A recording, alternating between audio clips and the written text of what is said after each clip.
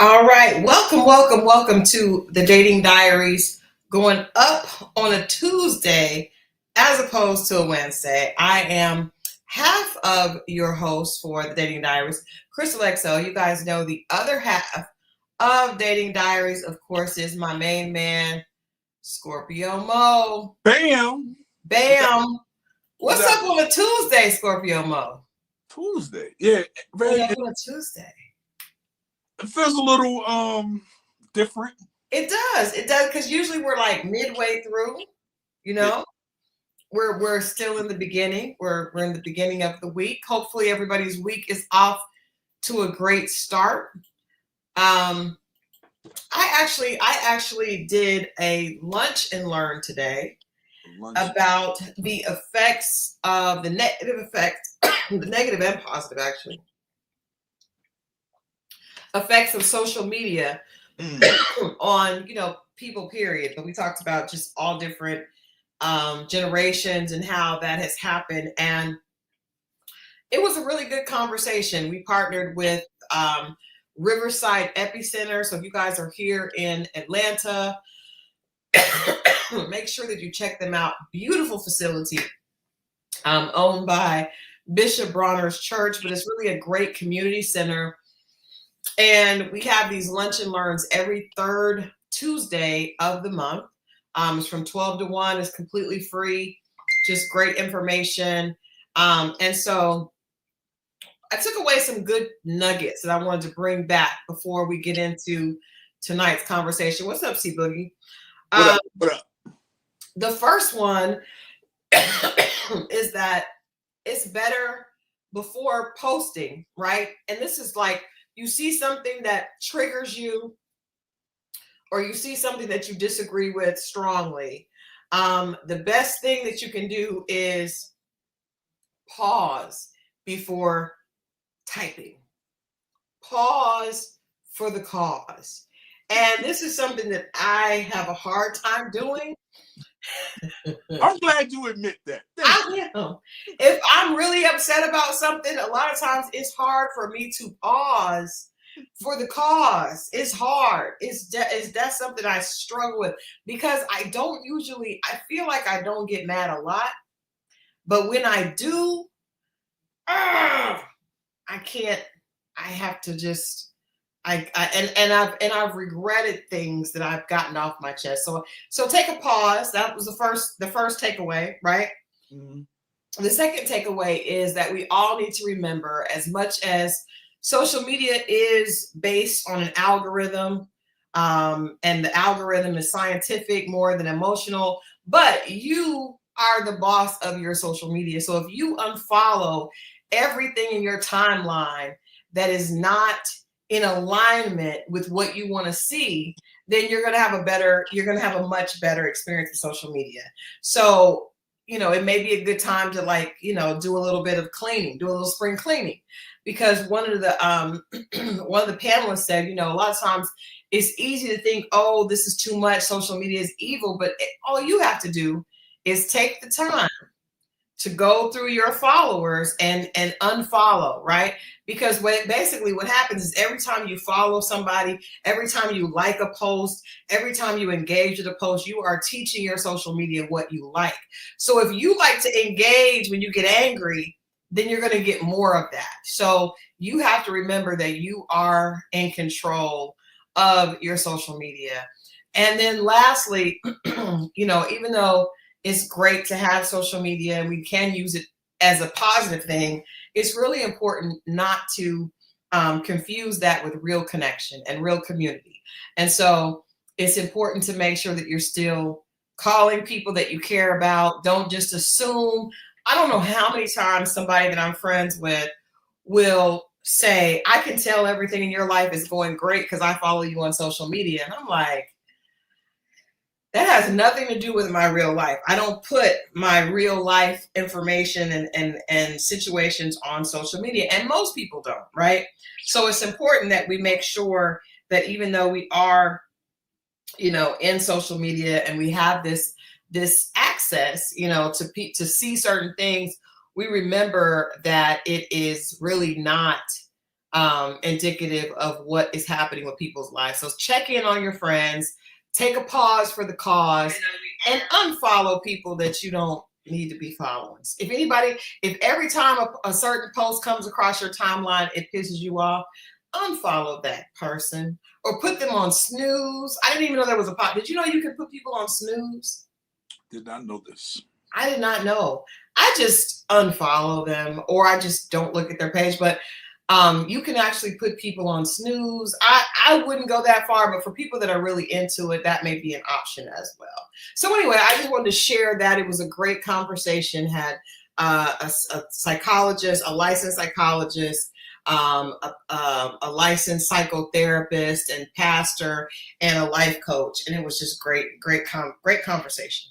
If you're 45 years old and older, and you needed that information, shame on you anyway. But you know what? A lot of people did. And actually the crowd there, a lot of people do. I mean,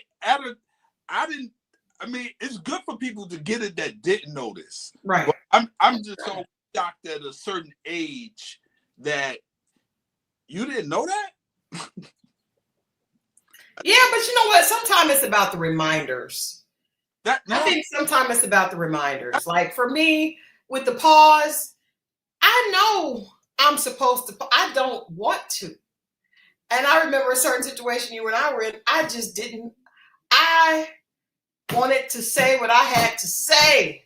But in the moment, you're emotional and sometimes you don't necessarily, sometimes that emotion is temporary, right? And you know what I do? You know what I say? Whatever. That's what I say. When am I going to be able to make my, when can I send my vocal messages over so that I have some too?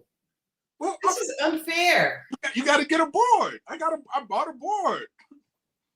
But I don't know how to work it. And how come I can't just send mine to you and then you can play them when I be like, you can do that. Hit that. You can do that. Haitian Empress says she is enjoying a good slice of seeded watermelon. Good for you. That sounds delicious right now. That sounds delicious.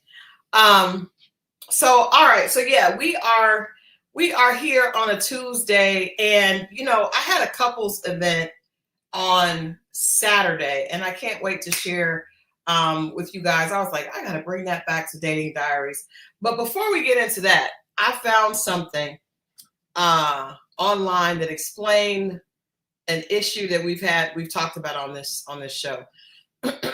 You, ever since I've known you, which has been a long time, have always said that whenever the weather starts to get warm, Mo will always suggest that people would try to break up with their girlfriends or are out looking like when there's sundress season on the horizon, that people want to get out, they want to move around, they want to be seen for the summer, right? And I never thought, like as a girl, I do think like in the summertime, there's more places to go out, but I never, ever thought about it like, ooh, let me break up with somebody so I can see what's out there. Like that's just never came across my mind.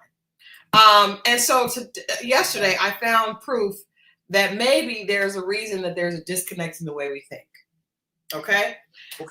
There was a new survey done by another dating site that said 37% of women, but compared to 75% of men, would like to have a summer fling this year.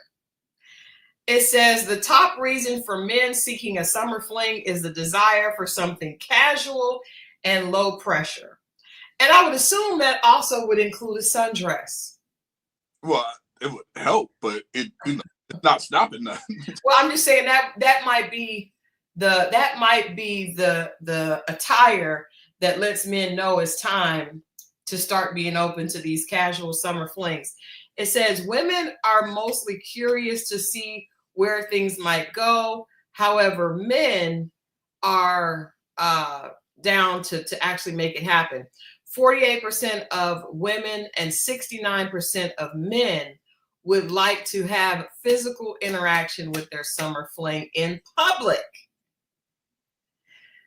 In What do you public. mean, like holding hands and stuff like that No. in public? Sex. Sex in public? That's Yeah.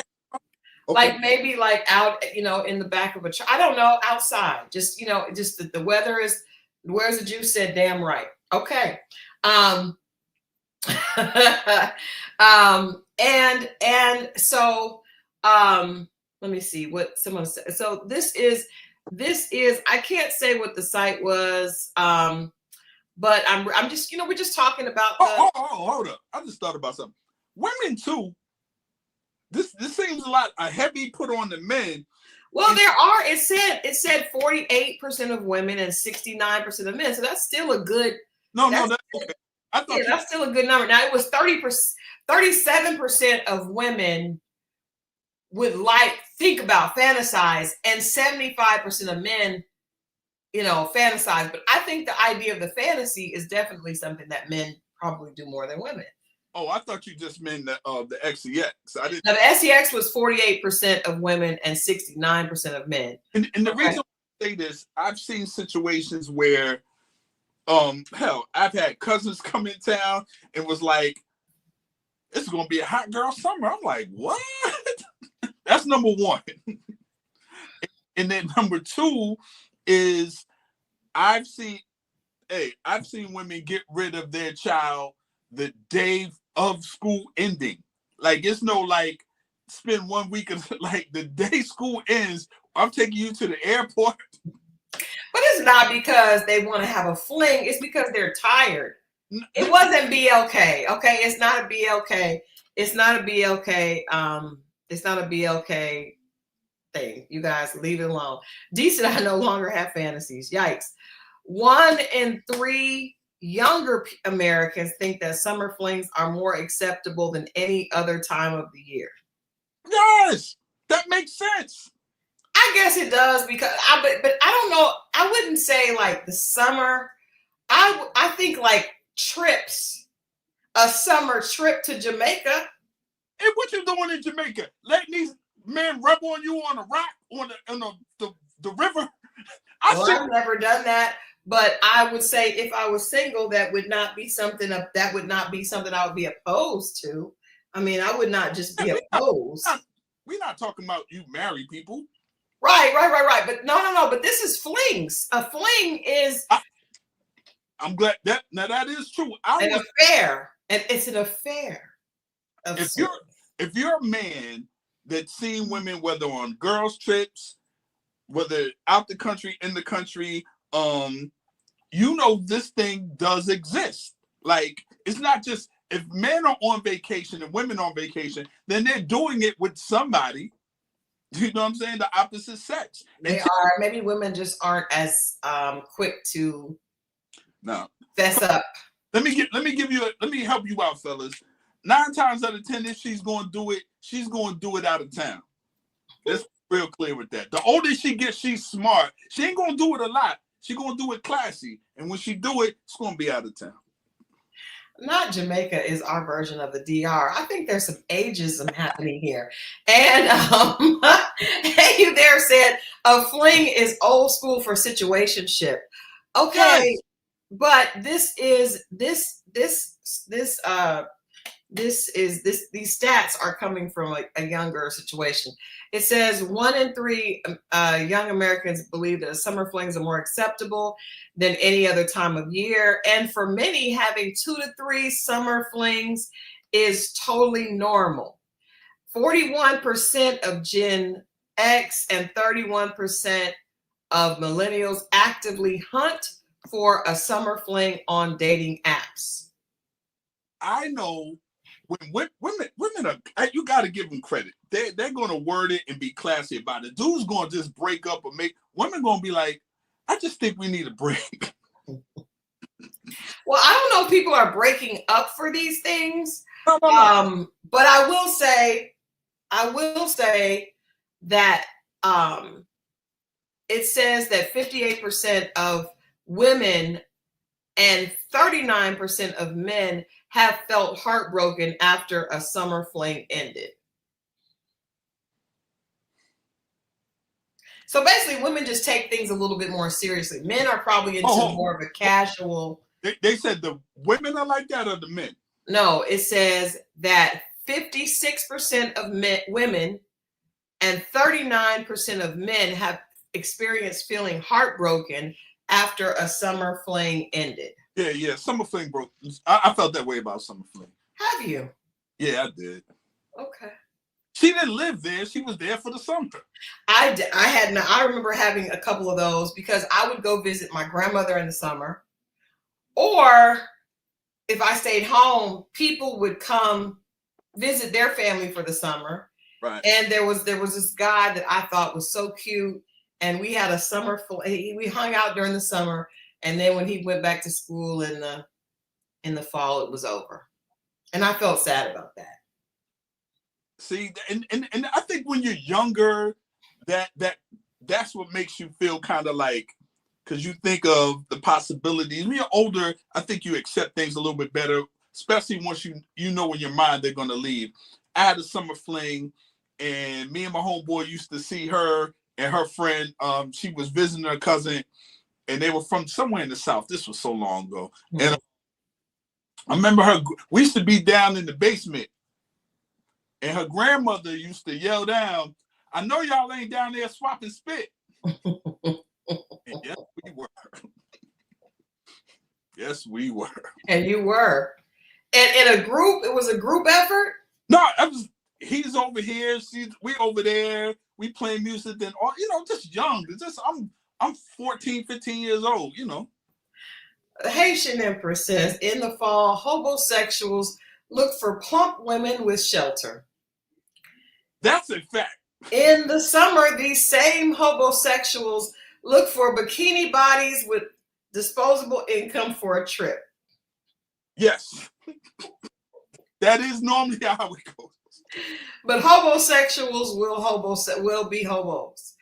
That is so. I get so much. I don't even want to say anything about that because so many of our viewers get tight if I say anything about weight, which is crazy because I have acknowledged that I too suffer from weight going up and down, and that's something I don't understand why. If you say it, it's fine, but if I say anything about it, it's Christal, she's mean, she's this, she's a mean girl. I did read that one comment. I'm just like, what the hell?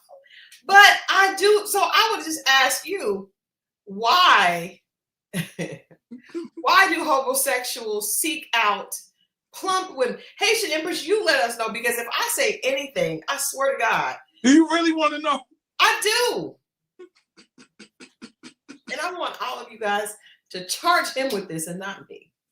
Well, I don't care. So. No, that's the thing. They know I care. Here's the thing. It's a couple of things. The first thing that comes to mind is she ain't gonna do too much better than this. But why would you think that? She'd be already doing it. Well, that's hard. That is logic that's hard to argue. At least somebody wants you. You see what I'm saying? Yep. Whereas the Jew said you can push them big ones to the line. Sir. Sir, what is the line? What is the line? Sir. Sir. What is the line?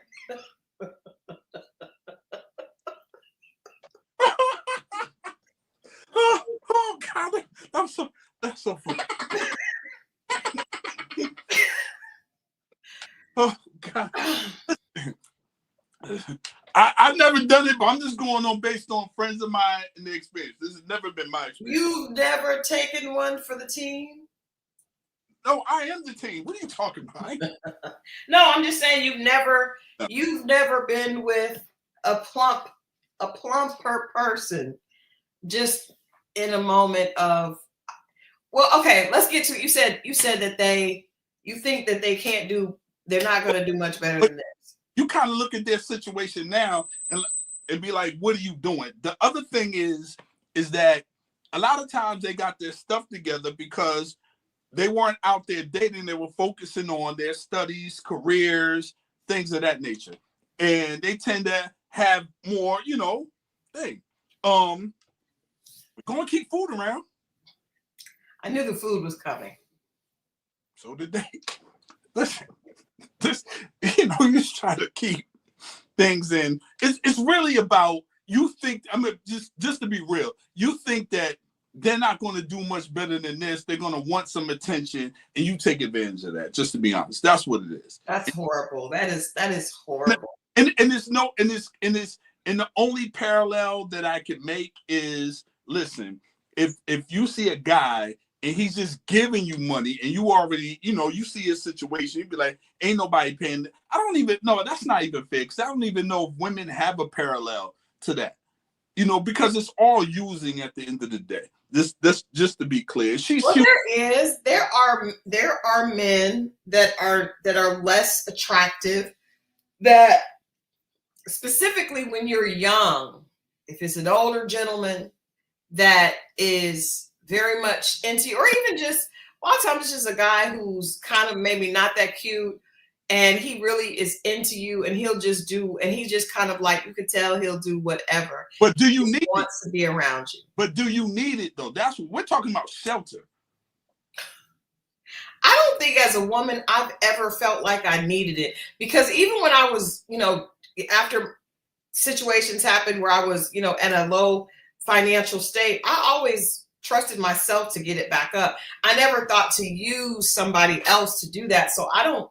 But there are women that do. So I'm not going to say that there aren't. There definitely are women that do. Right. But usually, I can't. I was about to say usually those are lazy, but the dudes are lazy too if they're not doing it. So it's really no excuse. You just don't want to get up off yourself and go out there and do it.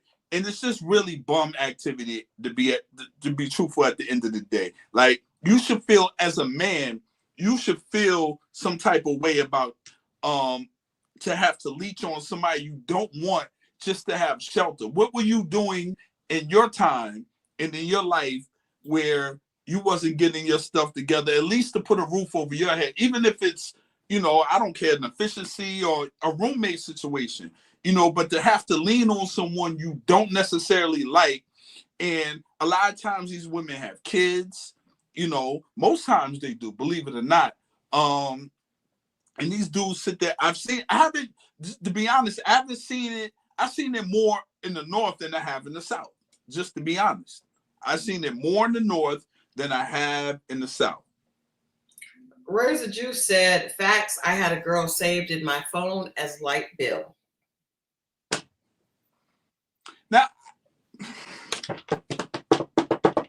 damn. Was she a heavier woman? Where's the Juice? Was she? They seem to be generous. I don't know. I haven't dated one. Once again, I don't know. They seem to be generous. Appear to be. I can't take it. You know why I say that? Because at work, and this is more than one job, they're always offering to do stuff. I'm not even asking. Like what? Okay. It could be a situation, be like, yeah, I need to get some new tires. And she'll be like, well, what kind of tires? You know what I'm saying? And you kind of know she likes you. You know what I'm saying? Well, I can get you a discount on those tires. Oh, really? I don't know. Stuff like that, man. I don't know, man. They bring food at work, though. Do bring food at work. Have you eaten the food? I pay for it. I introduced you to the girl. I paid. Was she one of those people? I don't know if she was that, but she was a heavier set woman. Yes.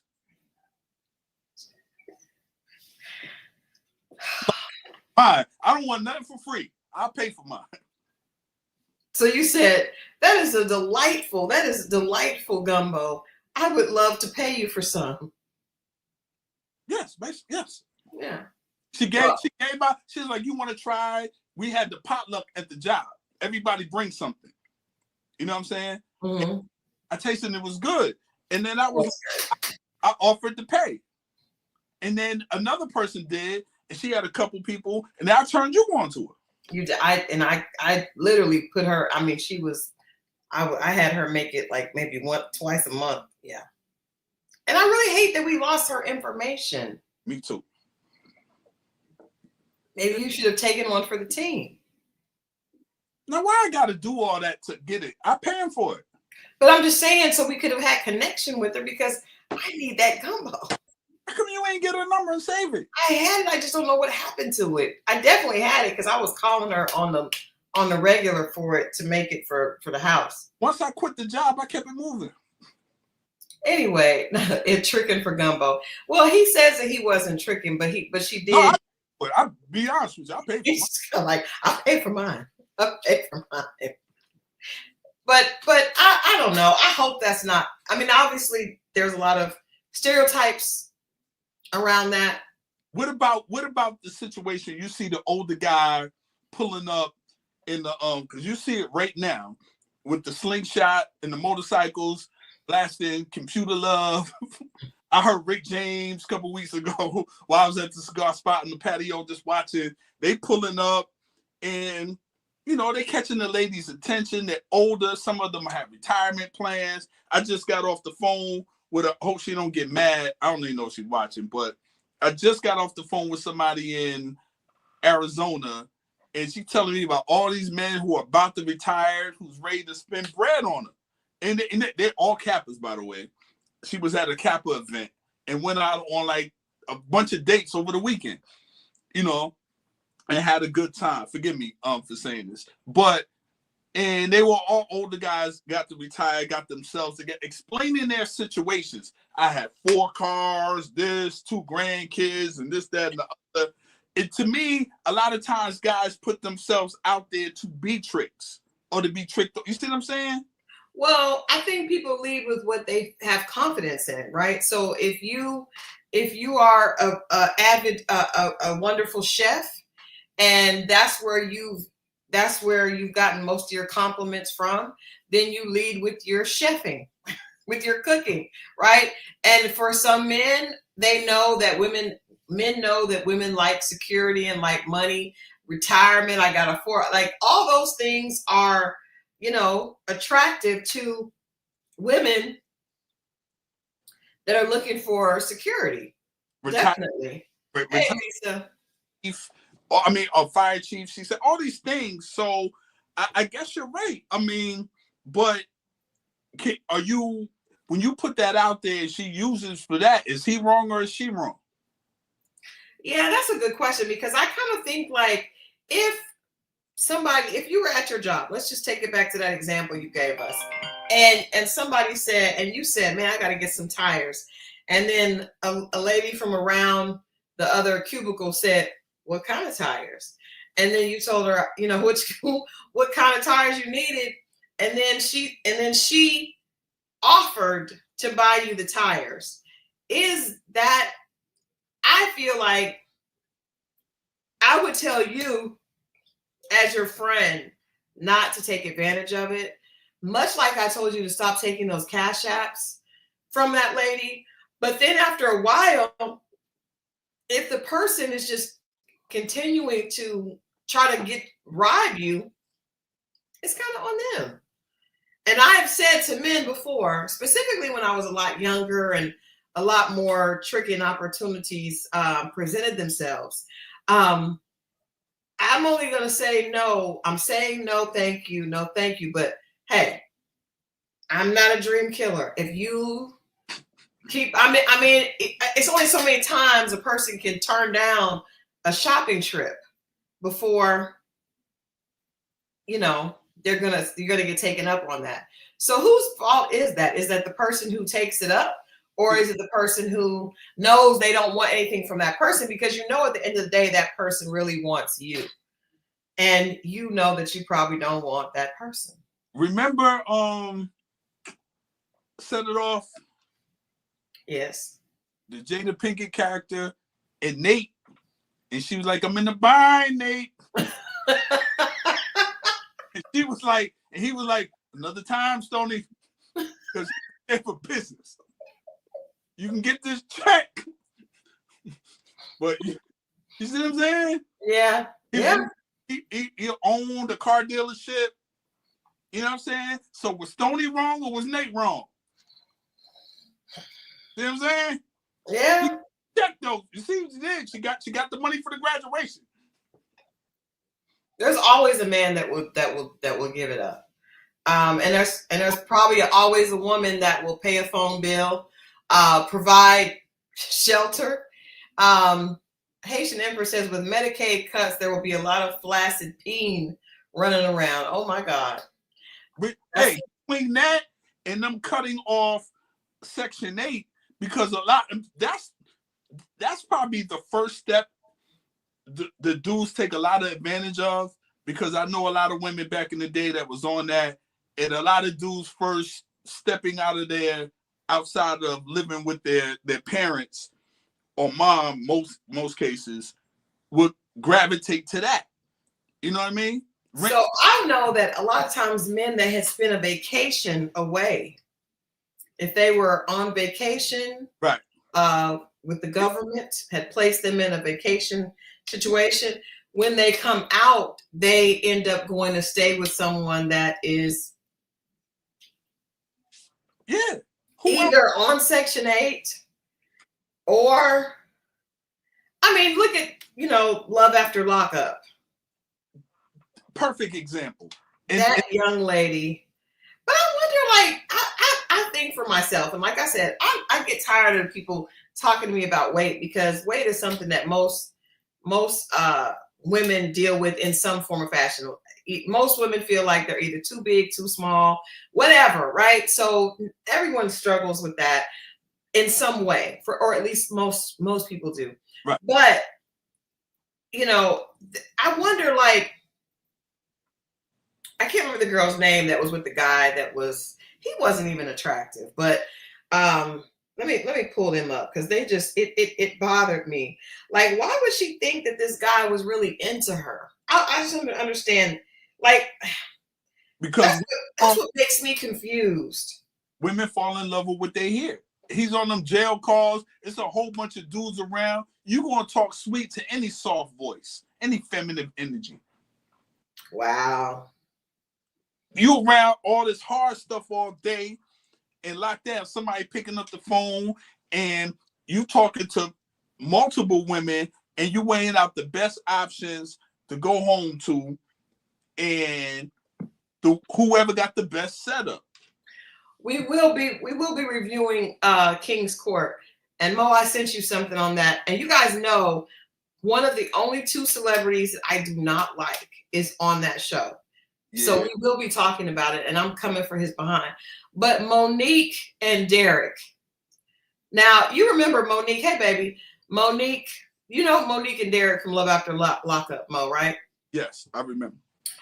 I wonder, I understand that Derek is going to say whatever he had to say to get her, but why would she, yes, Tyson, yes, Coonford, but why would she really trust that and believe, and then she said that he beat her. I just don't understand why she would believe him. And there was another girl on there this season with a guy that was, attractive. Like, he was definitely a gangbanger, but whatever. But I just don't understand. Like, you got to know that men are visual. You got to know men are visual. And you got to know that at a certain point, that guy could be trying to use you. I wonder if women that fit that aesthetic where men assume that they may be more, I don't know, they can't do better or whatever. I wonder if those women are okay with that. Do they really know? I put it to you this way. The women that do know better don't even entertain men like that. Right. Because I will say this. I've never seen a fat girl single. Never seen them starving either. But I'm just saying. They always got a man, a few men. And I think it's because they're cooking. Because the older I get, the more I believe that men just really want food. We've been saying that for the long, not just want food, but we've been saying a lot of this. It's food is comfort. It is. But that leads me to what I have discovered. You guys know my book, Dear Alpha Female. I want to reference the book because the book is Dear Alpha Female. It's not him, it's you. But I heard something today at our couples event this past weekend that really explained the disconnect between men and women when it comes to that. Because you do have a lot of women that are successful. Like you said a few minutes ago, Mo, like a lot of times girls that they're not dating or whatever, they have a lot of, they have their focus. They're focused on their focus. So they get their degree, they get their money up, they get their career going, they get their house, they get their bank statements to it. And then we hear, okay, well, now men can't live up to the situation. But I don't necessarily think that is, because there are men that are earning and are doing well, but a lot of times those men are not attracted to those women, right? A lot of times people that you would think would be equally yoked job-wise or financially are not a good fit. And so one of the guys that was with us this weekend said something I thought really was like, it really like opened my eyes and made me understand what men have been saying. So I wanted to share it, of course, with you guys. So he said, Christal, you know how, women are always like, oh, we don't want to be with a broke dude. We don't want to be with a broke dude. That is like the worst thing a woman wants to be with, is someone that can't provide for her, right? He said, that's not the worst thing for a man. For a man, I don't care if I'm not looking for the money.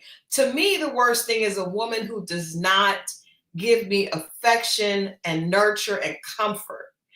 And he said, if a man is in the house and his woman is not affectionate with him, that is the same to them as a woman in the house with a man that's not paying the bills. Woo! And that really like shook me to my core, because I think a lot of times as women, we practice and trying to be a wife or trying to, be with someone, you try to lay out and make sure that you have all the boxes checked that you want checked.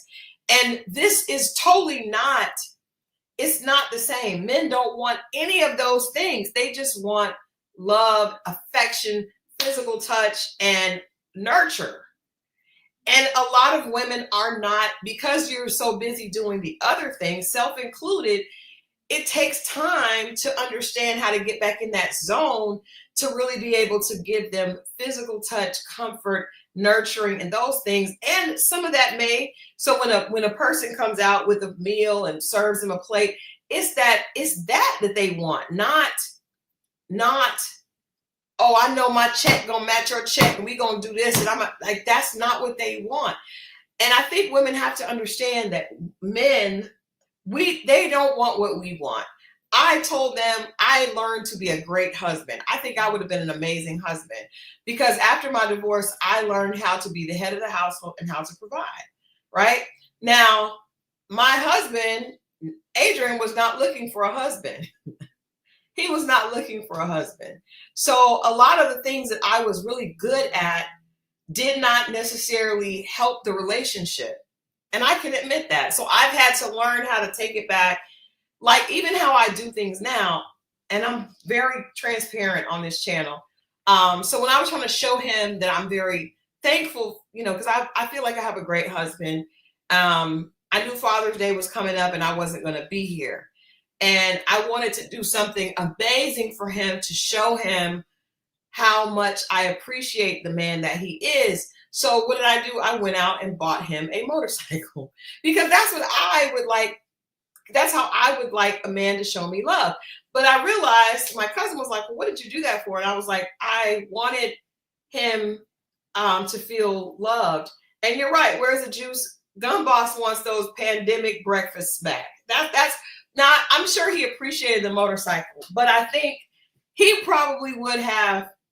He probably would have interpreted me getting up and making breakfast every day when I got back from Italy more as me showing him affection. But that's something that I have to learn, because even though initially I was like that, when you're in the world and you're working and we're being taught, we're not teaching our young girls to be soft. And a lot of times we can't, because if they are soft, they will get hurt. But when you get with the right man that you respect and that you love, it is difficult to switch into that. So I just want to be the first to say that blew my mind hearing that analogy, because I understand how we are so stuck on what it is to want a man and what we want from them that we keep saying, men are like, well, what do you bring to the table? What do you want? What do you guys want? Where's it you said breakfast and back rubs will take you far in life? But the thing is, it feels like she's doing what she's attracted to. That because that's all we know. And I get it, but for us, it starts to feel like you don't care about how we feel. And you do, you just internalize it and think it's the way you feel. That's all. And you're not. I think you don't know, because I honestly did not know until my friend Antonio said that. You're not necessarily wrong. You just have to do it in reverse. Like, we get it, and and trust me, I've had a conversation with Adrian, from the motorcycle. I think you were there. Like, he does appreciate that. That's not what we're not saying. Like, that is the great gesture, great gift for Father's Day, beautiful. But it's not even a but. In addition to anything, especially to just existing around a man, it's just the things that you just talked about. Like, it to us, those little small things, or feeling like a king in your castle and her treating you, it's not the gifts, and like I said, all that is fine, but to feel like you have no idea, and it doesn't, and the things that we ask for, to be honest with you, don't cost anything. That's why when I see the surgeries to get a man's attention, and the one thing that's free, they don't do. And that's just to change your mindset, or at least listen to what we're saying we want. And hold on, I'm sorry. Hey, you there? Tell us what Kelly said that was too permissive.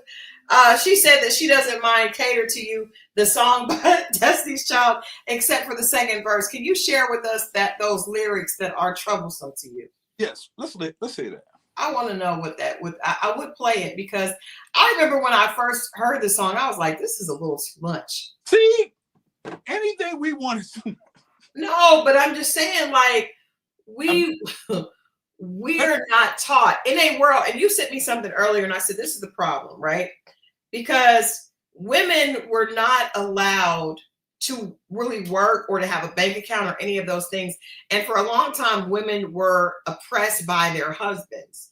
The husbands were, and so then they raised a generation of young women, and a generation after that, they were like, we're free. We don't have to take that. So we got to learn how to get a balance here, right?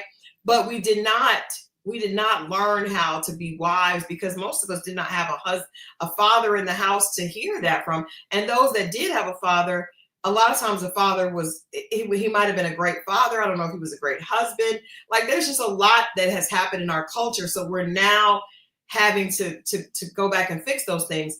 To Haitian Empress point, Black women have always been allowed. We were forced to work. So our situation wasn't quite the same as that, but we were working, but we were still under the thumb. My great grandfather, I remember my grandmother saying it. It wasn't even like it was a big deal that he would beat his wife.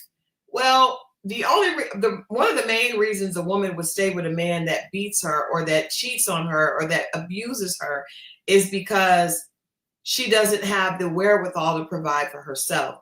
When you can provide for yourself, there's freedom in that, right?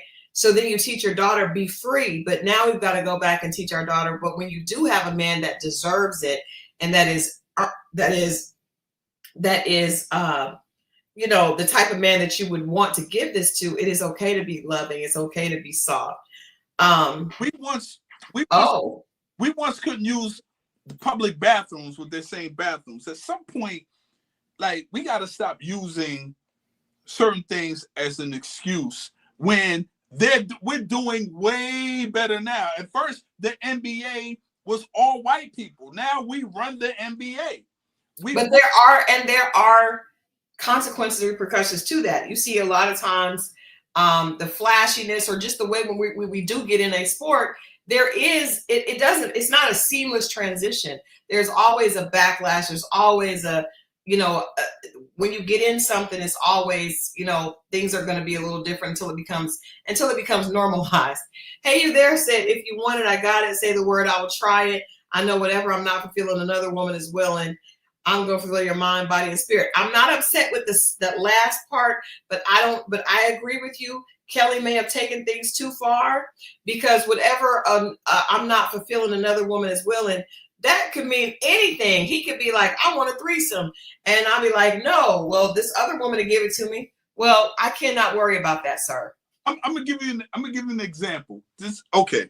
Now, I'm gonna be transparent. I don't normally, y'all think I'll be telling, y'all don't know half of my business, trust me. But I'll say this.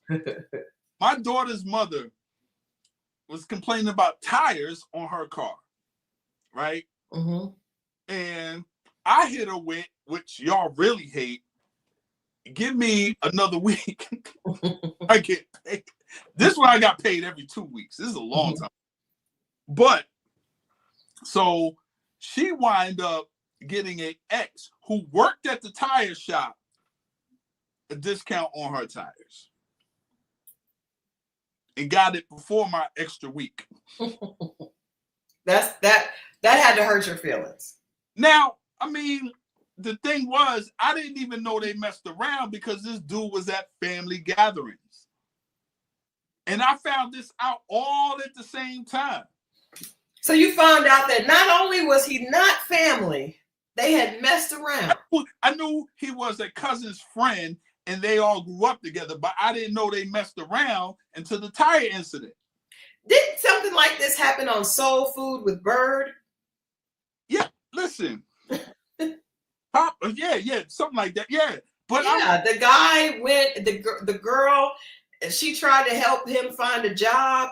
And then the guy was like, the husband didn't want her to give him a handout from her ex. Yes. Hey, you there? I'm okay with this verse. I don't really feel like it's keeping your figure right. As long as you try. I mean, the reality is we're not all going to look the same, and they don't either. Right. Back to your story. How did that make you feel, Mo? I'm like, because I had to find out this dude who I'm shaking hands and was cool. Like, it's one of those situations. You don't want to be in a room with somebody and everybody know but you. You see what I'm saying? And then I find out at the tire situation, and it's like we a year in, maybe. You know? Now, where did you think the tires came from when you saw them pop up at home? I'm just like, yo, I thought you was gonna. Well, I just went in. Well, how much this? Because at that point, I'm just gonna give her the money. You see what I'm saying? And then I'm finding out that she just went to such and such, and then say who he was, and somehow it came out that they messed around back in the day. They would have, whatever. And I was like, so this whole time you had me talking and kicking it, family cookouts and all this other stuff, because he was a friend of her first cousin, one of her first cousins. And you ain't tell me? You ain't think to tell me, like, yo, I just want you to know that me and such used to date or talk, and, that kind of thing. It just rubbed me the wrong way, It just rubbed me the wrong way. No one wants to be the last to know about a situation like that. But there's a lot of different things in there, right? So my thing to you is, were you hurt because you wanted to be able to provide the tires? Well, the first thing that comes to mind is that, no, it was really all about you used to mess with him and you did this and didn't tell me you were going to do this when I told you I was going to do it. You know what I'm saying? Like, okay, it's a lot of, for me, it was like who it was from. You know what I'm saying? Mm-hmm. And for me, because now the bigger picture is, well, how come you didn't even tell me about this? So what would you have rather she did? Like, because I do know I hate waiting on the check to come. But I do understand, and sometimes husbands will say they can do stuff and they really can't. Yo, but here's the thing to me.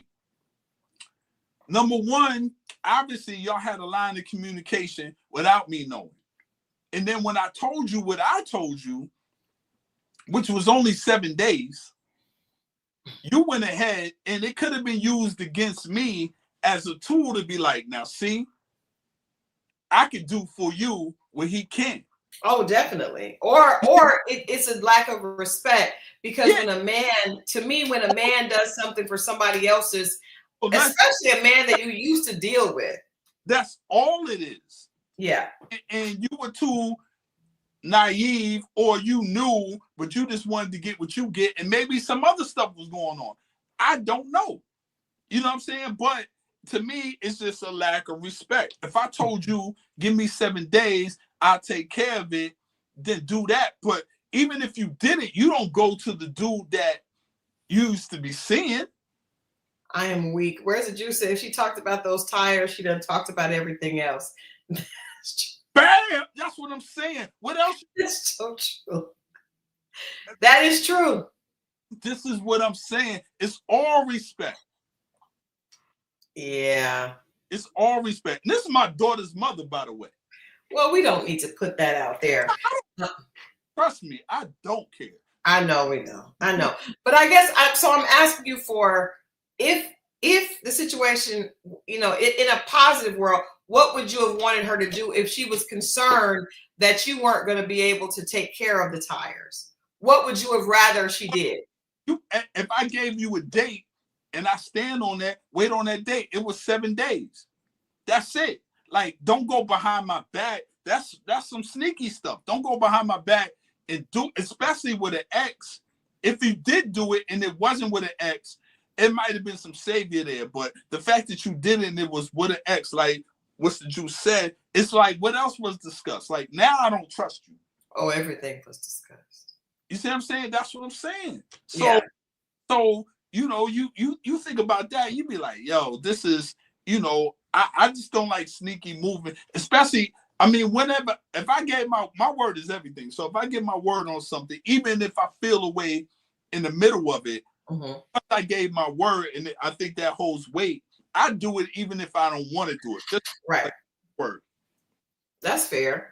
Now, let me ask you this. Is it the same? Because I know a lot of men that they always will say they're not getting attention from their woman. Mm-hmm. And then they will go talk to another woman and she'll stroke their ego. Isn't that very similar to that? That has nothing this is tires and ego. No. But no. Take back your laugh, my friend. I'm saying that men complain about their women. Oh, she's always working, or she doesn't have time, or she doesn't do this. And then they will actually talk to a woman at the job or another woman. And that women always know how to love on other people's men. I don't see the parallel. The parallel is there's something that's not being that's not being a need that's not being met, and you go elsewhere to find that need.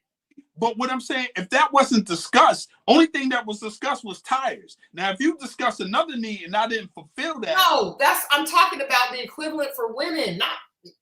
No, I'm saying, what if would you be wrong if she was not giving you attention and you were at the job, and say you just, because sometimes it could be like this. I'm talking to somebody at the job about my frustration with my wife. And that person is like, well, you're a good man, Mo, and I don't know why she doesn't appreciate you. To me, that's the exact same situation as her getting those tires, because we're showing that men's money and women's attention is both currency in the relationship. And I'm being real. If someone came to me and said, whether it's about my time or with everything else, and we had a conversation first, and then I gave him a timestamp, and I didn't fulfill that, then I got to eat that. That's not the same thing because I put a time on it. Now, if I just say I get around to it, that's something different. So if she was like, if I come to her and be like, yo, I just want some time, and she came to me and said she just wants some time, you know. Well, a lot of times a man won't even tell a woman that he's feeling neglected. But that's on him. It's communication first. Okay, so I just want to make sure that we're saying if a man goes and talks to another woman or gets attention from other women, that's 100% wrong. Because 9 times out of 10, he does not tell his woman that he's unhappy. He's just sitting there, and then he's like, well, she's not attentive to me, and I'm going to go find it elsewhere. That's the problem. I'm a believer that closed mouths don't get fed. In a relationship especially. Like, if that's your woman and you've been intimate, you done probably ate her butt and all kind of stuff. You can't talk to her? You can do everything else freaky with it, but you can't talk to her? Why did we go right there, though? Why did we go to the butt? Because I wanted to go to the extreme and the extreme. And then you can't talk. That's on you, brother. Thank you. Speak it to the brothers, because that's what that guy was saying. The guy was saying that I talked to, he was saying that if a lot of times men end up in affairs, which I don't believe that's the case. I'm just telling you what he said, because they're not getting affection, they're not getting nurtured, they're not getting comforted. But to me, if you're not speaking up, if they asking for something at the job and you're not asking questions, does anybody got any questions? I have a meeting every morning in my job. And they say, does anybody have any questions? And don't nobody say nothing. They go about the job. Then you go back to your workstation. You start complaining. I don't want to hear it because they asked you. You better say that. Yes. Speak up. You can do everything else, but speak up. So affair is a conscious choice, because unless every morning you're saying, hey, I need some affection. I need some affection. I sure do wish that you would rub my back. If you're not saying it, and then you go find somebody else to do it, you are 100%, which we already knew. I just love the fact that you're acknowledging that, because this gentleman was trying to say that so many men are missing that, and that's why they end up in affairs. But I think people have affairs because they want to. But people talk to other people because they want to. I will say women be like, what do you mean? I do such and such. And they go through all that. My thing is. But then you need to make it plain, as Hey You There says. Make it plain. Explain what you need, brother. I'm a communicator, so I very well believe you lay it all out. You don't leave no room for error, so nobody can come back and say you didn't say. You put in a text message, you verbally say it, you screenshot it, and there's no excuse after that. And I'm still not condoning. Oh, I like that. Hey You There. Leadership means modeling. That's really good. And that's actually one of the points that I brought up, because I feel like a lot of these men want to be the leaders in their home. If you want to be the leader has to carry a heavier burden. And that's just what it is. So either maybe you don't want to be the leader. Maybe men don't want to be the leaders anymore. That's what it sounds like to me. It sounds like men don't want to be the leaders. No, the thing is, they don't know how to lead. They want to be, but they don't. And they're so afraid if they say something, it's going to run her away. And he needs to feel secure, like she ain't going to run. If he stands up and he says something, that she's not going to run or buck. Have you ever seen a horse buck? That's hilarious. So he feels like, and it's even harder to do when she's paying for everything. Yeah, I think that's why I feel like it's not going to work, because I tell friends all the time. I have girlfriends that make a good amount of money, and I tell them my personal opinion is that, especially in the beginning. Now, I think if you guys have been together for years, and then the woman starts to make more, but you guys already have your dynamic, that's fine. But if a woman enters the building as the provider, I don't think that works. It's an uphill battle. She got to lose her job after that. And matter of fact, make her lose her time.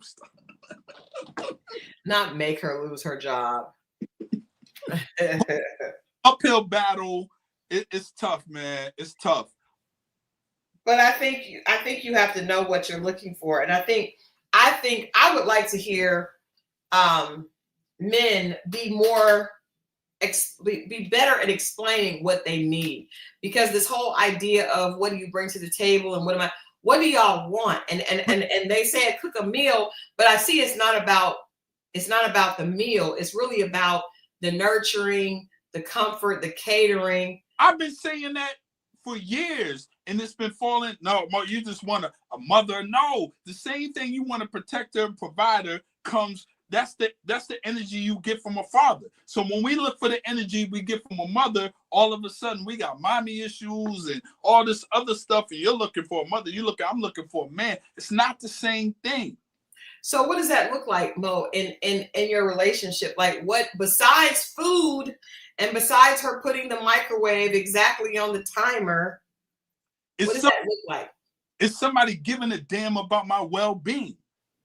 Somebody actually giving a damn about my day.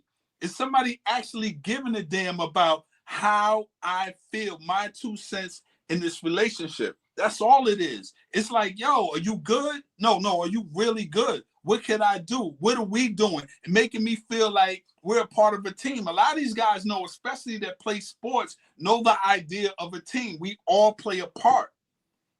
We all play a part. And your part is no less than my part. We all need these parts to exist to win.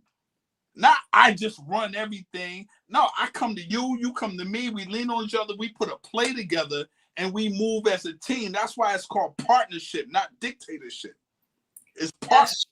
I think, but I don't think that, at least from what I've heard, until that guy explained that to me, I don't necessarily think men do a great job at explaining what they want. And that's fair. And that's fair because for years we didn't think nobody cared. Where are these years coming from? But just like you said, for years, women didn't work and we had to readjust and they got a certain thing for us. For years, we didn't think nobody cared. You can look at Father's Day and tell that. Nobody. But fathers, they say that men want steak and blowjobs. And when all that is free, I done paid for the steak. It's not about the free. And it's not about the free, Mo. The act of sex is. If I gotta ask, man, it should be one part of that. But this guy was saying it wasn't the actual act. He wants all the other stuff, the rubbing of the back, the man feel like a king. That makes a man feel good. The feeling of woman bringing you a plate full of the food that you like and a cup, glass, or whatever it is, and she rub your back, and she can go over there. You can watch you can enjoy whatever program. You can sit there and watch the game. That feeling is that's almost. It ain't quite the same, but guys that have kids will know, especially when you have daughters, because it's funny when it comes out the daughter's mouth. But you come in the door from a day's work and your daughter yells, "Daddy," and comes and hugs you. That's what that feels like when your woman does those things. Mm-hmm. And when you get that, it's like you open up your daughter and be like, "Yeah, that's daddy." You know what I mean? But you know what? There was something that I saw a clip online with Kirk Franklin and DeVal and somebody else. And they were saying that, of course, they mentioned the Father's Day and that, but he said that they were saying that a lot of times it's the fathers that teach the kids, like even Chris Rock said, "Thank you, mama. Tell your mama the house looks nice." Do you? Because men have not necessarily, and I think that's what has us kind of freaked out and calling y'all sassy. Can we be honest? Because we never heard any of this until this generation, and now it's like y'all won't shut up about it. Okay. Let me ask you this: where were you going to hear it at? Donahue, all these Oprah. They didn't. I'm saying the men in the home were telling the children to tell you, love your mama. Do you what your mama says. Tell your mama the food is good. Tell your mama, thank your mama. Thank your mama. What was she telling about the daddy? Well, the dad is being a leader. He has the harder part, which is to just come in and make sure everybody's good. But if he said, "Thank you, mama," and he does not let people know that he feels left out, is that the woman's problem? No, but what I'm saying is we come from generations. Like we're just starting, not just starting, because we're a couple years in that now, to vent how we feel. They might not have told y'all, but I guarantee you a lot of men in this chat, and you'll find out, a lot of men find out through their uncles how they really felt. That's true. I believe that. Hear it, you like, yo. And they were like, yo, man, they felt, and they would never come to the family. They don't want to put the mother out there. We're really saving the mother. But they felt the way. And or they drank themselves to death. Right. Yeah, I think it is just shocking to hear men saying things that we did not realize they were feeling. It don't mean that it's any less true or any. I agreed 100%. Why our love any less valuable in the household, then like that's how we feel. And we finally got up to say it and started having these on these podcasts or whatever, and it's like they're sassy and be like, nah, sweetheart, these men been feeling like this. We know that, you just didn't know it. Welcome to the party. Right. I get that, but I get that. I just think that it's almost unfair to expect women to understand when we did not know. We did not know. Right now, we're just saying, listen, but don't butt. But the more you keep, no, it ain't like that. We're telling you it's like that because we've heard it all our lives. And we got a voice and we're speaking, and it's like, nah, y'all sassy. Nah, man, trust me. I guarantee you, I'm 54. I've heard it once I got in my 20s. I started hearing it from uncles, and he'd be like, hey, we getting the potato salad. He'd lean over, he'd be like, don't get married. He'd be like, don't get. And I'm just saying, and he's hurt. He doesn't know how to express. I don't think he meant don't get married. He just meant watch who you marry, get someone. He didn't know how to express himself because no one was there to listen. And now when we got to the point where expressing ourselves, we're getting rejected. Well, Gumball said men don't talk, men feel weak. If they talk, they feel weak. And I think that's changing. The panel that we did today was a part of that, the changing in that. But it does feel kind of all of a sudden, because it felt like that's the whole idea of a strong, silent type that women were attracted to. We all are John Wayne. That's who John Wayne was, the strong, silent type. Or Shaft. Listen, read the words to Shaft. No one understands him but his woman. Now, I know black 70s exploitation movies. I know you do. That's your thing. No one understands him but his woman. You can dig it.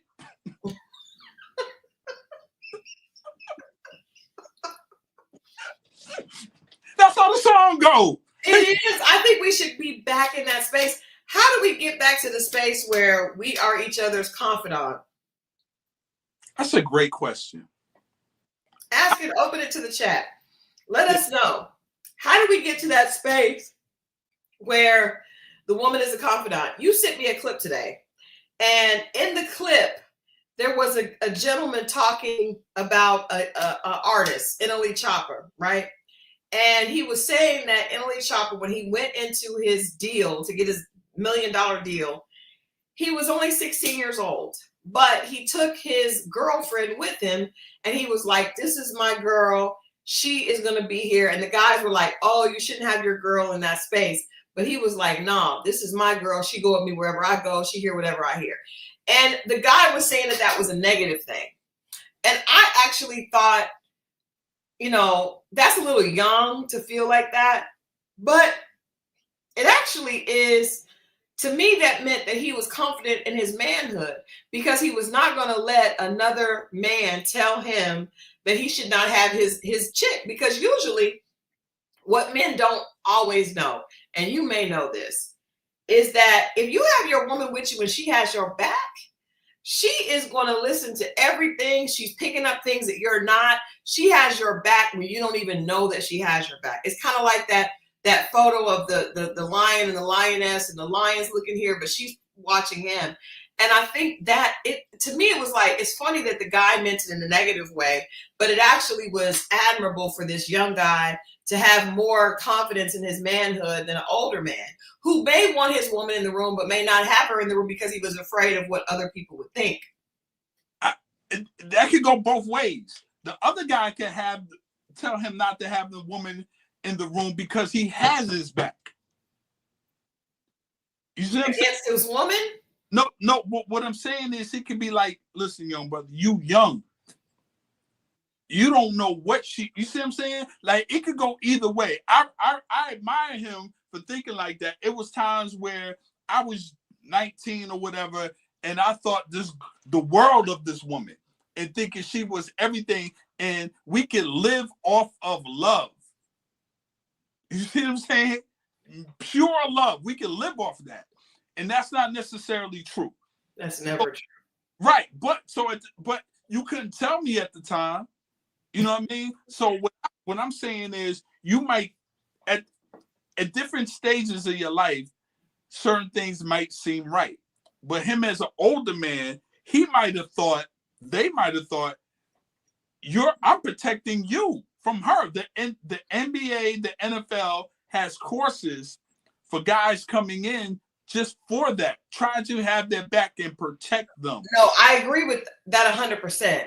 I agree with that. But I'm saying, how do we get back to the space to where you know how to pick a woman that is not going to be like that? Because if you get the right woman, she is going to be more of a protector for your interests than anybody, even a lawyer, right?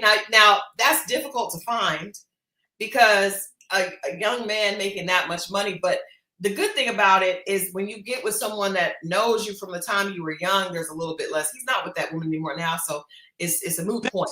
It's a moot point, right? But I'm just saying, how do we get to that point where the men feel like Shaft? How do we get to that point? This is gonna suck, but that sounds crazy to say. How do we get to the point where the men have Shaft's ideology on relationships? Right. This is the part where it takes two parents, and not necessarily in the household, but being in the young person's life, male or female.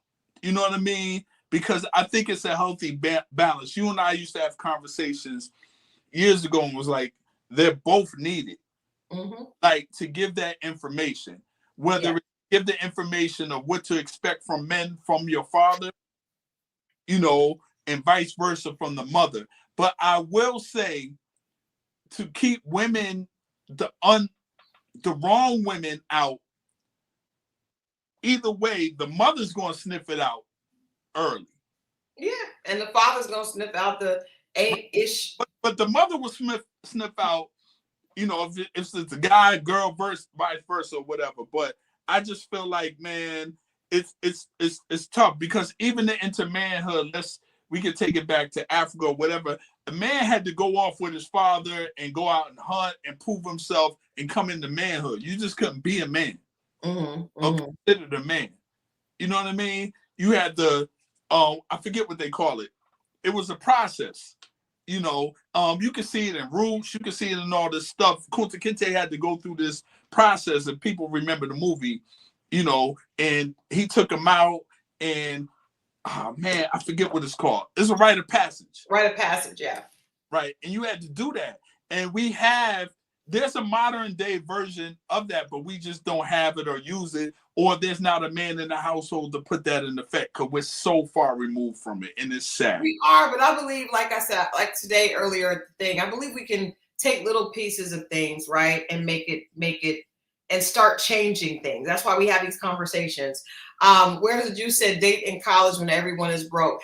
As silly as that sounds, that is really a good idea, because a lot of times if you're dating when both of you guys are at an even playing field, it's very different. I got married in college, And although that marriage did not work, I could have stayed married because I married someone who I love what I thought they stood for, and I just loved, you know, who he was as a person. And as you grow together, right? So there's not that idea of I'm coming to the table already who I am and you just got to get with my program.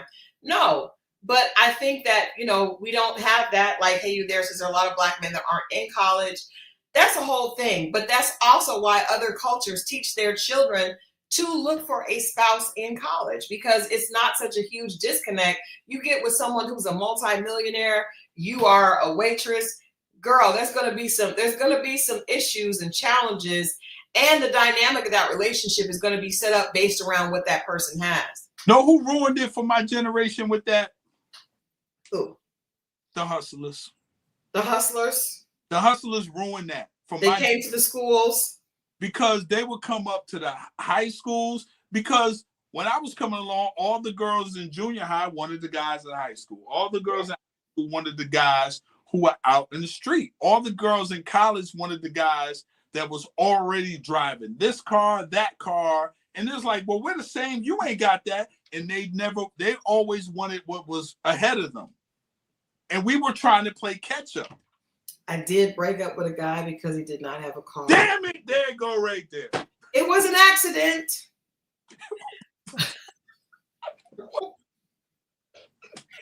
He was so cute. And to this day, he is not my friend. I want him to be my friend. He will not be my friend. I tried to reach out to him. He will not be my friend. He will not be my friend. And that bothered me after I got older and realized, oh, that was probably his cousin was like, oh, you were so mean. It broke his heart because he broke up with somebody else to go with you. And then you broke up with him because he didn't have a car. But I mean, damn it, man. Not a car, a nice car. No, I just needed him to have a car. Oh, man. It was an accident. It was an accident. because I did not realize the time I was blinded by my need to move around. And that's the equivalent to us with the girl who developed a little faster after summer break. Yeah. Yeah. Like, oh, wow, what big breasts you have. You know what? And the crazy thing is, well, this was in high school, Nola. So I don't know that this was my sophomore year of high school. And he was actually a freshman. I wish I didn't do that. Looking back, I should have left that man where he was. No, this was actually before I repossessed the Dooney and Burke. This was before. This was before. Actually, the crazy thing is, I left that guy for the guy that bought me the Dooney and the Burke. Damn it, man. I know. But look, he had the last laugh because it was all bad for me with that guy. And then, but seriously, I tried to reach out to him years later and he would not be my friend. Damn it, man. I want to make a public, I really wish he would be my friend because his cousin was like really mad at me and was just really, but I did not realize it was that bad. I didn't realize it was that bad. See, that's what y'all don't understand. Y'all get it. Y'all. That is not bird. Thank you. There was no bird. There was no bird. I was merely out here trying to survive. Trying to survive as a sophomore in high school with football games and places to go. I mean, how was I supposed to get around? God, those bills were killing. You act like you was a middle-aged woman trying to make it in life. What? What? That's how I felt. But you feel like you are trying to survive. I was scratching and surviving. For what? I'm saying we could not go on dates. We could not go on dates. To where? Red Lobster? I'm saying we couldn't go anywhere. We lived on opposite sides of town. He would be trying to kiss in the hallway and stuff like behind. It just wasn't practical. And that is going out in high school. That's what it is. No, the boyfriend that I left him for, he would come pick me up and we would go out to restaurants on Friday and Saturday night in the dark streets of Oklahoma. Yes. That's fast. That's moving fast, Crystal. was doing it. That's best behavior. But this guy was in my same class. He was too advanced for you, Christal. No, he wasn't. It was great. And he had liked me for a long time. So it wasn't the guy I was physically attracted to. But I was like, I got to make a decision. What's more practical at this point? See, fellas, this is where it starts. See? They think it's us, but this is where it really starts. I don't think that was wrong. I made a practical decision. This is where it really starts. No, I made a practical decision. That young man, he looked like Michael Jordan, but he was unable to get me around. He had a bald head, and then he's what? He was super cute though. Imagine. I broke up with the cute guy for the less cute guy that had the money. See? That's what we did. But again, that was an accident. And I regretted it. And, it was all bad for me later. But I did get with that guy and went to college with him and then broke up and married someone else. I hear you. Yeah. But, I mean, I get it that young men, when you're young, you don't have the wherewithal to be able to entice the girls. We're playing catch up for a long time. Some of us still playing catch up. Obviously, there are a lot of men that are still playing catch up. And I will say this, divorce does not help. Because if you think, what happens is in our teens and 20s, everybody gets their, figured out how you're going to make money. Maybe you go to college, maybe you go to trade school, maybe you go to the block. I don't know. You figure out how to make your money, right? You get your money, you get into a relationship, you start having children. You get to your 30s, you start messing up, things start going wrong, you start breaking up. By 40, you got a few children that you got to pay child support for, and then you got an ex-wife that wants that money. And now you have what you earn minus what you have to give to that broken family, and then you want to take that to a new woman, and she does not, it's not enough. It's just not enough. So I'm telling you what we need to do. We need to start teaching our daughters and sons early. What you don't want to do is end up 35 with 4 kids paying child support, and God forbid alimony, and then you have the nerve to want a new woman. How, sir? The moral of the story is for you fellas, focus on yourself. Well, until you get to a certain age. But look at the situation that we saw with Ready to Love. We know we gotta bone up on that. That guy, I can't remember his name, that has 5 children. Begin with an R. I don't remember his name. I don't remember. The brother that has the juice bar. The juice bar. How much is the juice bar bringing in for him to be able to pay child support for 5 children? Is that what y'all up in your head when y'all meet a guy and he tells you this? Y'all start doing the numbers? Yeah. Okay. We're doing the numbers. Okay. We're doing the numbers. Because I remember that and the reality is it's just the truth, right? My grandmother broke up with her husband, Naeem, that's it. Because he had 5 children and they tried to take money from her. My grandmother was a hard working woman and worked for the post office.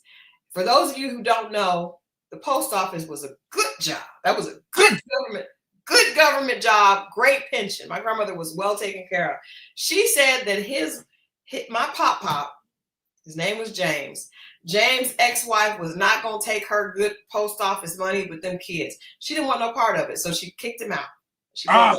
She kicked him out and divorced him. I never understood that because I miss Pop. But later I understood Pop's children. Now he can't be with my grandmother because her kids are grown. She doesn't want to pay that. That's why a man feels like a woman's love is conditional. He would have never done that to her. It's not conditional. You should make better choices. But you knew that, but it is conditional. No, because we have to teach our sons that realistically, what are you taking to a household if your money is being split 3 ways? What is happening? About the 5 kids before.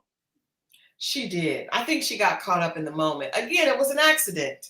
How come everything y'all do is an accident? I'm just being facetious. It's fun. But Vivian was a good woman.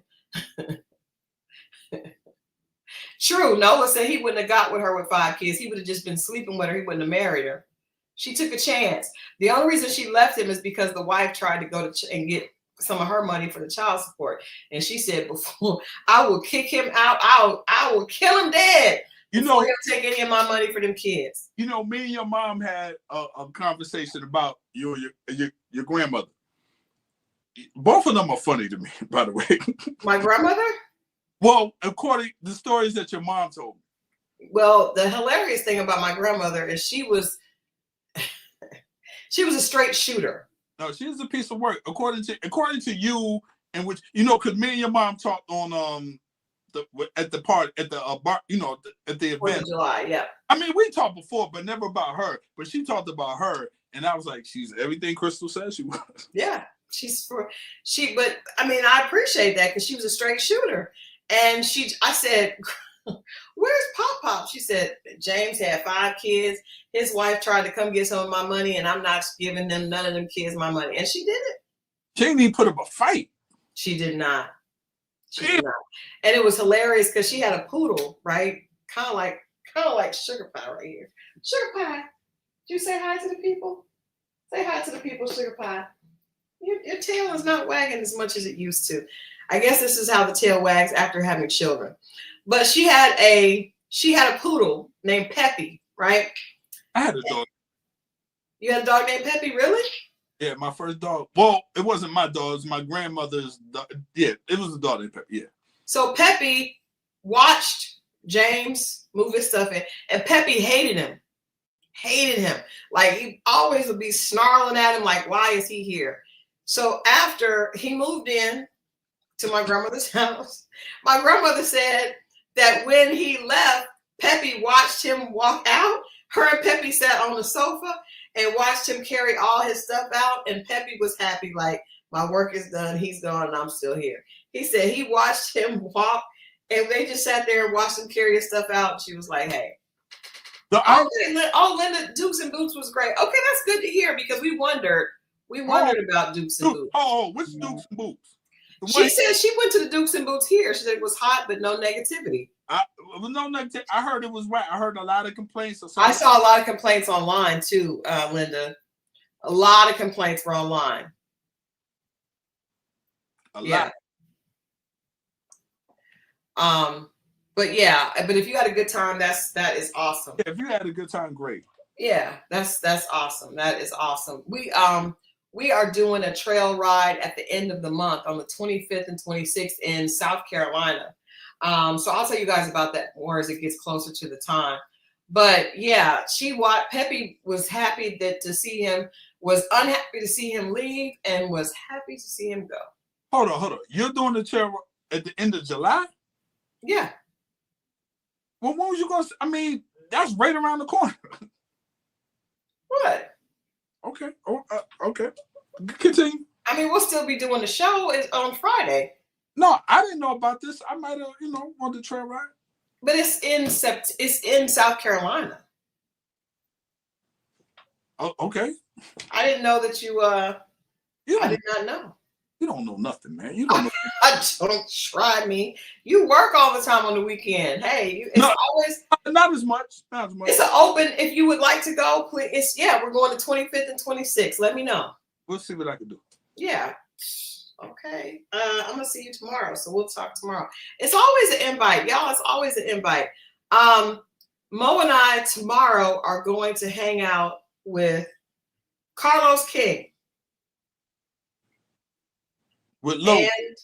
And I just learned that Kimmy and Letitia are going to be there. Should be fun. The trail ride is in is in Hopkins, South Carolina. Let me bring it up so I can share with the people. We'll see. I got it. Oh.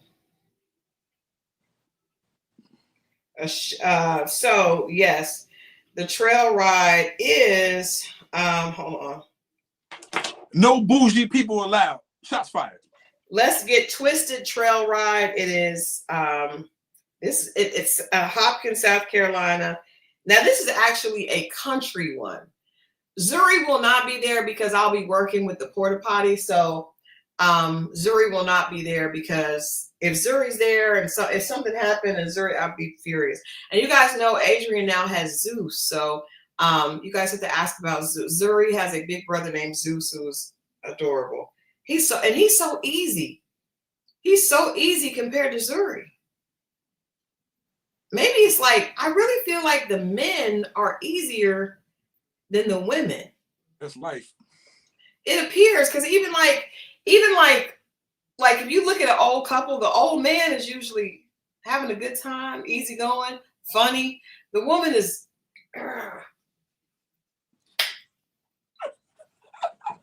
and literally Zeus is like so easygoing, and Zuri is like, I'm gonna do this, I don't want to do this, I don't like that. It's weird, but you know, hey, I want to be a nice old lady.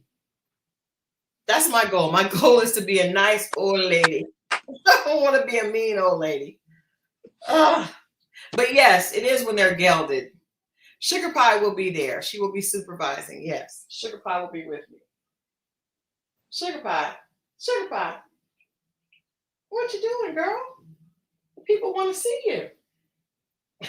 She's got tail wagging now. Woman carries the weight of everything, it appears. Christal's trying to throw a dog on me on the last minute. Well, first of all, Paisley wanted to go with you, and you were rude to Paisley.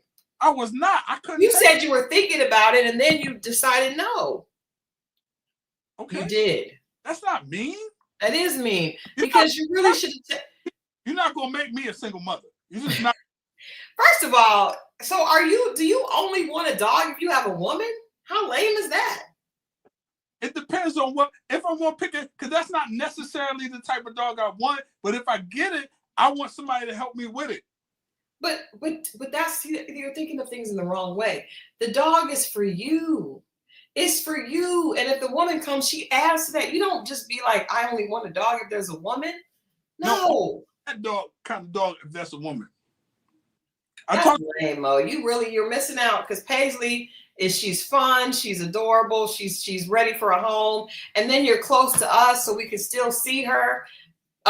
Louis went with my cousin. My cousin adopted Louis. Haitian Empress says, Mo, do you want to share custody of Paisley? If you lived in Atlanta, maybe. I don't trust Mo. Because I thought she was loving on him, and then we were good. Then you just kicked her to the curb. I gotta be responsible now. I just can't just be taking dogs willy-nilly. I gotta make sure everything's in order. Taking dogs? It's one dog and you've never had one. Not lately? Not in my adult life, no. Oh. I've had dogs, yeah. Okay. German Shepherd. You're 54, and how long have you been an adult? I've had German Shepherd, I had Doberman Pinscher. Not since you've been an adult. I have not. You're right. Yeah, I don't trust Mo with Paisley because first of all, no, because I know you have all these different girls you're dating around Paisley, and we don't want that. Paisley does not want to meet a whole bunch of different girls. How about that?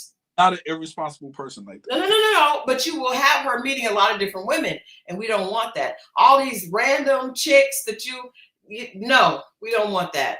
You know what? I will wait until you have a good woman, because you be done introduced my dog to all these different randoms, and then some of them will be acting like they like her because they're trying to get close to you and then kicking her to the curb. I've been through hell as your friend with these women that you date, and I will not put Paisley through that same situation. I won't do it. I won't do it. I have been through hell just as a friend. Girls not liking me, thinking I'm evil, trying to be friends with me, calling me, acting like they want to be my friend, really don't, trying to get close. No, Paisley does not deserve that. Can we talk about the woman I brought to your event? Can we? Now we can. I wasn't ready before, but F it. First of all, he would not tell me who he was bringing. And I said, bring a person, feel free. I try to make it to everyone, feel free to bring someone if they want to. But I had a couple options and I picked the wrong option. And as we're going there, I realized it was the wrong option, but we were driving to your home. And then I realized. Let me ask you this, Mo. Why did you make the decision? Why did you lean towards her as the one to bring? What made you decide on her? You know what it was? Me and her hung out a couple weekends before, and I was like, you know what? Let me, when it's always secluded, even though we were out, it was just us. I never brought around friends. So I was like, this is what I'm going to test. And on the way there, her conversation, I was like, this is not going to go good. And I felt something. I'll just say that. I can't say it wasn't going to go. I felt something.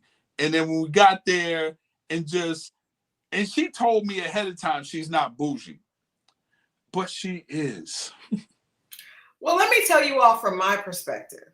So I'm always excited when he's bringing someone because I'm hoping that he's going to be able to join our couples group and this is going to be the one. So the young lady comes in with him and I greet her. She says hi. And I'm thinking, okay, we're in a good space, right? Now, there's probably about 50 people here. So I'm not able to, I say hi and then I keep it moving, right? So I look around and I don't see Mo anymore. And then I look and I see them sitting in the car. Now, our yard has enough space for all of our guests to park their cars there. So there's all these cars in the yard. They're sitting in the car with the air conditioner on. It was hot, but we had a pool. There's a tent, and there were about 50 people braving the heat and dealing with it and having a good time. People in the pool, people eating, people doing different things. So I look over and I see them in the car and I see them eating in the car. So I'm like, that's weird. So then later, Mo comes out and I'm like, my mom is downstairs. So she loves Mo. So I wanted to make sure he said hello to her. So I'm like, where's your date? He said, she's still in the car. Now, this is my thing. She said it's hot. I know it's hot because it's the 4th of July in Atlanta. And she was coming to an outdoor, we called it a pool and barbecue, cookout, right? So there's barbecue. We had it catered professionally. It was catered. There were all these under the tent. So it wasn't like, he said that, bougie, but it wasn't like we were cooking. It was a catered event with a pool, with floaties and all types of things. And I just am confused to why the person would think that it would not be hot. I was just so confused. So Mo was downstairs talking to my mom and I'm like, where's the girl? He's like, she's still in the car, says she doesn't want to come out.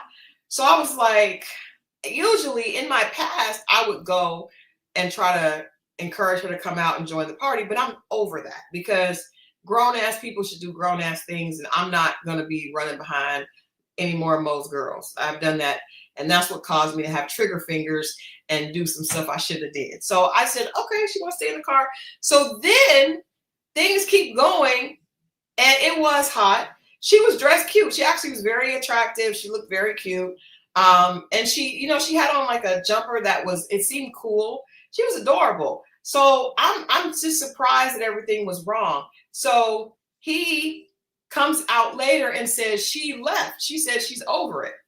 So I'm like, what? Like, what? Like, first of all, you guys knew it was an outdoor barbecue, right? Did you explain it to her a different way? I explained it to her exactly what you said, what you were just saying. I did say there was a tent. I didn't realize, and she didn't realize the tent was just going to be over the food. But still, there on the side of the house with the garage, there was some seating. And but there was even seats in the tent if you wanted to sit in the tent. No, people grabbed the young people. Okay. The young people, they not like when we were young, we would get up for the older people. The young people, which was fine. I found some seating on the side of the house. After we got the food, I was like, we could sit right here and eat. She said, fine. But as soon as we went to go sit down, she was complaining about bugs that weren't even there. The bugs weren't there. You know how people would assume there'd be bugs out, flies? There wasn't any. Because we had the tiki torches. No. The tiki torches to keep the mosquitoes away. And it did that. But in her mind, so she wants to go in the car. So I'm trying to split the difference. I said, I'm going to go in the car with her, eat the food, then I'm out. If she wants to come, she wants to come. So I went in the car with her, I ate the food, I came back out, and then I saw you, and I asked you about your mom. And then you was like, she's around here. So you came back a few minutes later and walked me to where she was in the house. In the she was in the house downstairs. Christal has a whole living area downstairs with kitchen and all. Me and her mom, we already have a relationship. So she's talking to me. But you could have taken the girl there. No, but at this time, I'm not even thinking about her because I'm not even thinking I'm going to be here this long. But me and your mom have a great conversation. It's all good. Somebody reminds me she's upstairs. I go upstairs and she's talking to my cousin, but my cousin was there. My cousin is outside the car. She's in the car. And I come in and I was like, yo, you good? She says, I was about to, because we had bags to stay the night. Now she says, I was about to leave your bag with your cousin and leave. And then I get back in the car for a second and she says, well, I'm kind of over it. And I was like, well, the sun is going down right now. It's not as hot. So we could go. She was like, no, I'm over it. I was like, bet. After that, I'm done. I was like, listen, you can go ahead and leave. I'll take an Uber back and you could just go. And then she was like, all right, cool. I'll call you when I get there. That was the end of that. I'm not going to chase you. I'm not going to beg you to stay. I was over it on the way there. I saw the attitude and the energy. I was like, yeah, this ain't good. But I was willing to thug it out to the end, thinking she was going to be on the same type of time. She wasn't. No harm, no foul. No, it's cool. No problem. And that was it. But he there said, would you have made Gail be in the heat? I think Gail probably would have had a good time. It wasn't a group date. It was not like that. It was just, I don't even know where Adrian was. It was like it was just family and friends. She obviously knows Mo's cousin Nira. No, she doesn't. That was her first time meeting her. Oh, okay. So but how does she know her to talk to her? My cousin's friendly. She is friendly. Yeah, Nira's friendly. And I definitely would have talked to her if I saw her. I was just trying to make sure everybody was good, right? But so Mo drove to her house and then she drove. But and I'm glad I did because that was the first attitude. I went to her apartment into the parking garage. It's like on the 5th floor. And we are understanding I would go there and then we would go from there. But she didn't realize we would be going in her car. And she was, I'm not going to drive my car. You could drive my car. So I left my car there and I drove her car.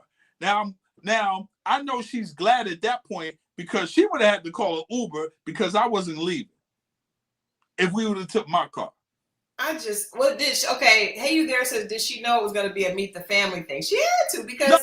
No, she knew everything to the point she was comfortable staying the night. Unless her bag was full of fake clothes or something, she knew and she was cool with that. So every time we have this party, most of our close friends like Mo and a couple others stay the night because we did a bonfire. We did that night. We did a big bonfire. We played spades and cards and talked stuff. And it's a lot of fun. So they were prepared to stay the night and I had a room for them. So I don't know. I really don't understand it. That was weird to me. It's cool. Listen.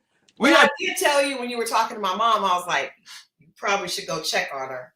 Because, me and your mom get caught up in the conversation. I didn't know how the time, and I went to check, and she had a little attitude, which was fine, and it was all good. She went her way.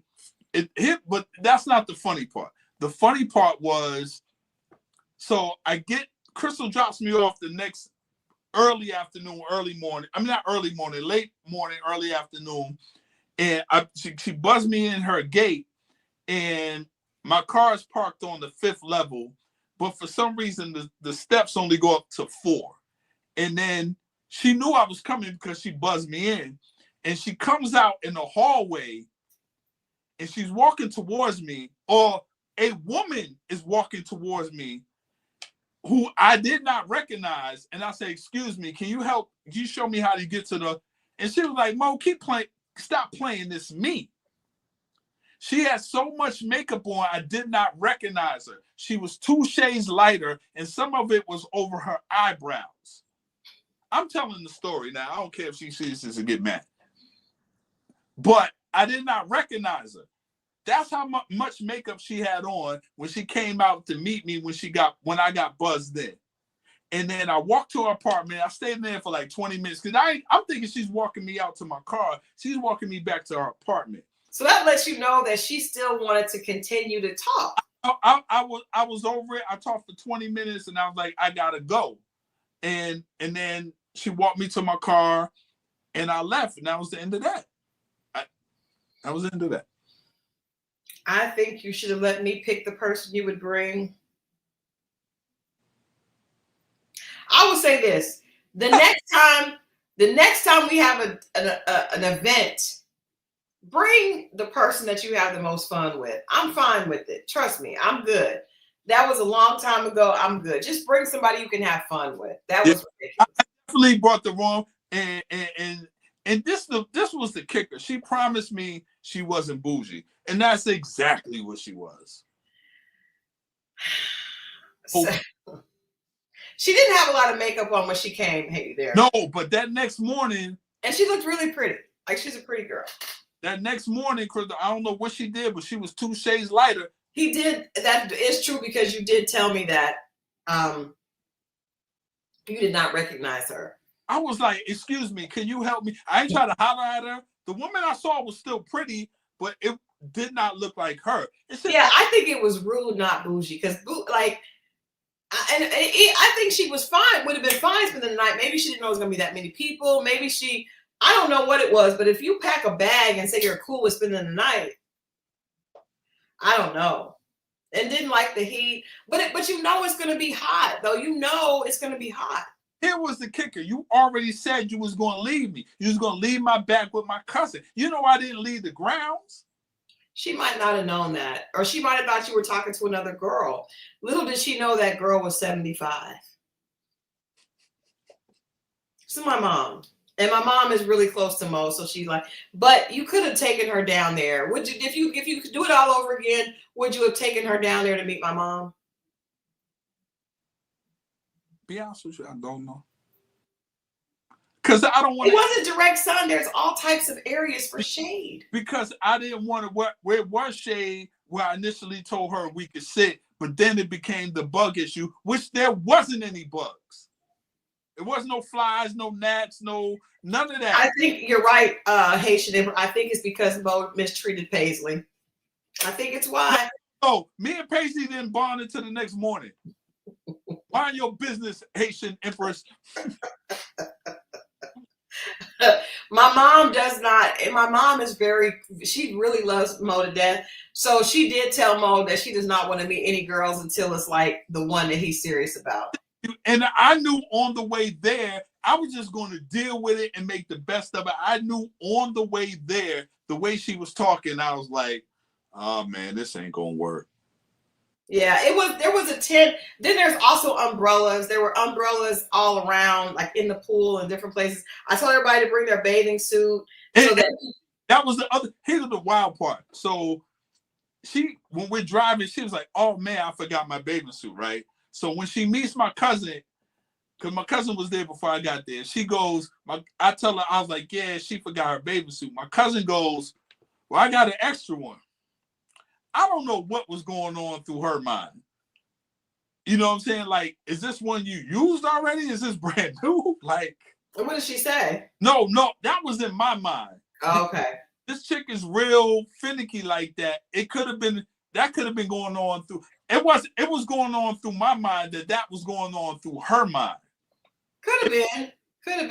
But I mean, so it was really a family fun. Like there was a DJ. Yeah. It was a lot. It wasn't just like, and there were other areas for shade. It was hot, but there were other areas for shade. I promised her And here was the thing. She was like, I was like, what kind of liquor do you? Man, I'm buying all this. She ain't touched nothing. I'm like, man, this was a bust. Maybe she thought you were going to be more attentive to her.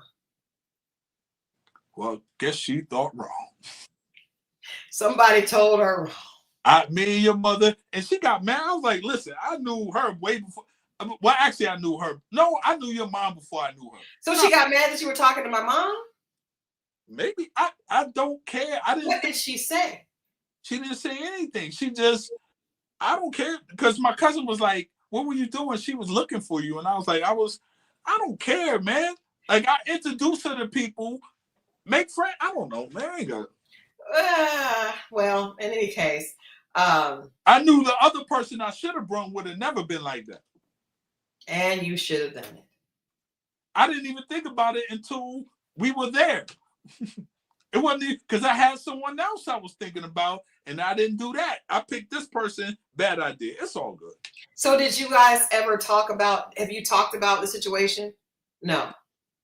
Nah, we never spoke after that. Well, we spoke briefly. She spoke to me that Sunday briefly, and that was the end of that.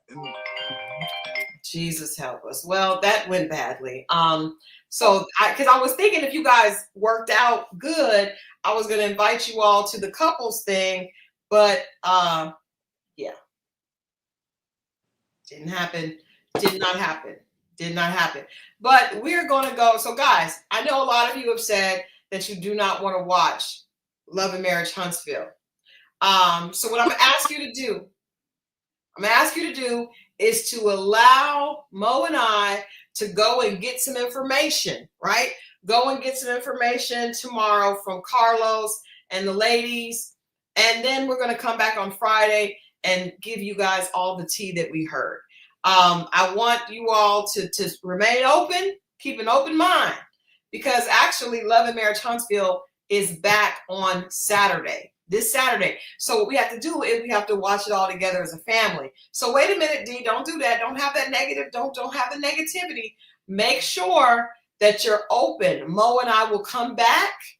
We will report everything that we and you know we're going to be very honest in our Can I say this? I don't know if you guys were on social media today, but there was some pictures floating around of a possible situation that we might be seeing on the show. So don't close this out just yet. Give it a chance. So what he's saying is that basically we saw Arion, aka Coleslaw, had posted a picture of Martell and her together at an event and saying that was her man, right? So I'm assuming that there could be a possibility of Arion being on the show this season. We are going to talk about King's Court because I just want to dissect the contradictory foolishness that is Tyson Beckford. But we just allow us to go and do some investigative digging, and we will bring back to you guys what we find out on tomorrow. Tune in on Friday. You guys know we'll be here on Friday with our usual pajamas. I will be at a staycation for the ladies. For any ladies that wanted to come, I am doing a staycation with Black Girls Guide to ATL. So I will be there Friday. I'll be in my hotel room, doing my thing like usual. I'll be here in Atlanta, but I'll be in a hotel for Friday's conversation. But we're going to go check it out, and we will report back to you guys on Friday. Bam. That's it. Great. All right. Well, you guys, it's Tuesday, so you have an extra day to make this a great week. We'll have some photos and stuff from tomorrow. Yeah, we'll take photos and put them up. Yeah. Mimi says, I'm only going to watch King's Court because of your issues with Tyson. You guys, I'm telling you all, I had a horrible experience with him, which is crazy because I used to be a huge fan and now I'm not. And I had a horrible experience with him and Tyrese, both of which I used to be fans of, and I am no longer. So that just lets you know that there's nothing worse than an attractive man than a bad attitude that can make you forget that he's attractive and not want to look at him at all. And maybe it just wasn't for me to like dark chocolate. Maybe God was trying to point me in a different direction. That appears what it is. But all right, Mo, I will see you tomorrow. Yeah. And I will see all of you on Friday at 10. Please have a face-to-face with Haitian Empress. We have tried this, girl. You just have to let us know. Tomorrow is a private thing, so we can't invite extra. Mo is my +1, but we definitely, whenever there's events, you should come to the thing on Friday, Saturday, and Sunday is a staycation for Black women, put on by Black Girls Guide. It's going to be a great time. I'm actually doing a session there.